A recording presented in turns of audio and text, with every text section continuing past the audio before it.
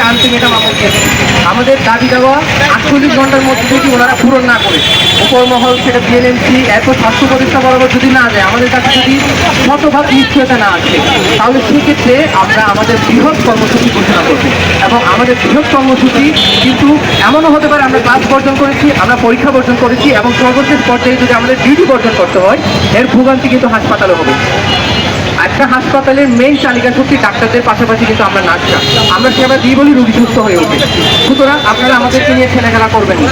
আমরা অনেক বছর যাবতীয় বৈষম্যের শিকার হয়েছি। আমরা আলটিমেটাম ঘোষণা চট্টগ্রামেও করে দিয়েছি, শুধু বাংলাদেশে করেছে। এই 48 ঘন্টার মধ্যে আমরা আশা রাখছি আপনারা আমাদের দাবি দাবা মেনে নিতে এবং তা আমাদের কাছে কিছু আইন আকারে পাঠ করবে।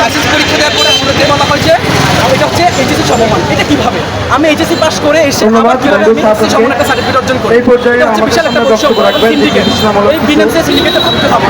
নোবেল নার্সিং কলেজের তৃতীয় বর্ষের শিক্ষার্থী বড় ভাই বছর পড়াশোনা করি, তারপর হচ্ছে আমরা ইন্টার্ন করে এই যে 4 বছর আমরা করলাম। ইতিমধ্যে আমরা এখানে উপস্থিত হয়েছি চট্টগ্রাম প্রেস ক্লাবে diploma in nursing science and midwifery, diploma in মিডওয়াইফারির সকল শিক্ষার্থী ভাই বোনেরা, সকলকে সবাইকে ধন্যবাদ জানাচ্ছি। আপনারা সশরীরে উপস্থিত হয়ে আমাদের এই আন্দোলনকে আরো যোগদান সম্পূর্ণ করার জন্য আপনারা সারাক্ষণ আমাদের সাথে থাকবেন।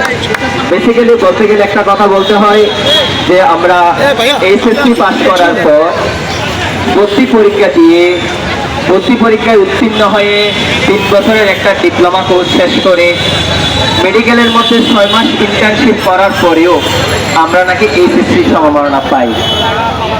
এটা কিভাবে হয়?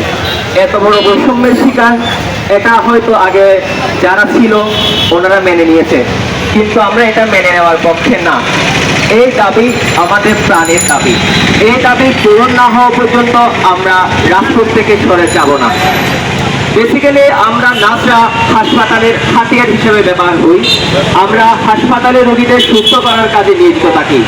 আমরা চাই আমরা আবার হাসপাতালে ফিরে গিয়ে রোগীদের সেবা দিয়ে সুস্থ করে বাড়িতে পাঠিয়ে দিই, কিন্তু ওনাদের কিছু বৈষম্যের কারণে আমাদের রাজপথে এসে দাঁড়াতে হয়েছে।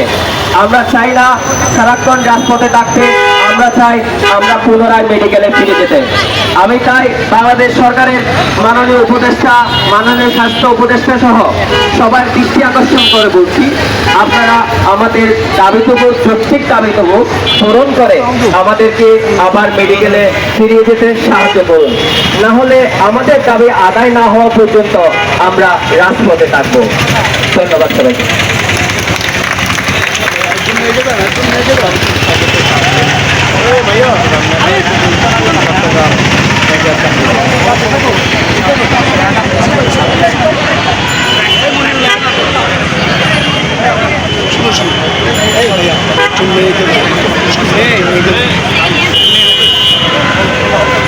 ধন্যবাদ সিদ্ধতাকে আমাদেরকে শিক্ষিত সামনে কিছু বক্তব্য দেওয়ার জন্য। এই পর্যায়ে আপনাদের সামনে বক্তব্য রাখবেন উম্মে সালমান নার্সিং কলেজের সেকেন্ড ইয়ারের শিক্ষার্থী রেহানা সুলতানা রিফা।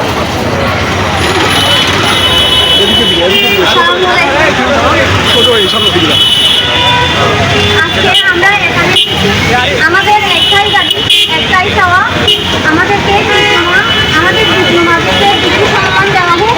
এটা আমাদের প্রাণের দাবি, আমাদের মেয়াদের দাবি।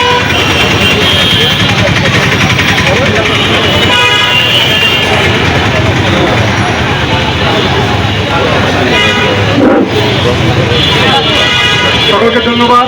আমরা অল্প কিছুক্ষণের মধ্যে জেলা প্রশাসনের দিকে রওনা দিব।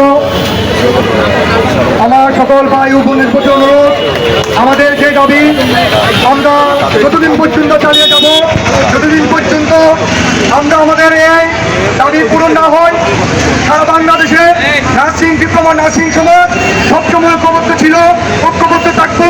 সকলের প্রতি অনুরোধ থাকবে আমরা যেন আমাদের এই দাবি যতদিন পর্যন্ত আমরা পূরণ করতে পারবো না, ততদিন পর্যন্ত আপনাদেরকে আমরা পাশে পাই।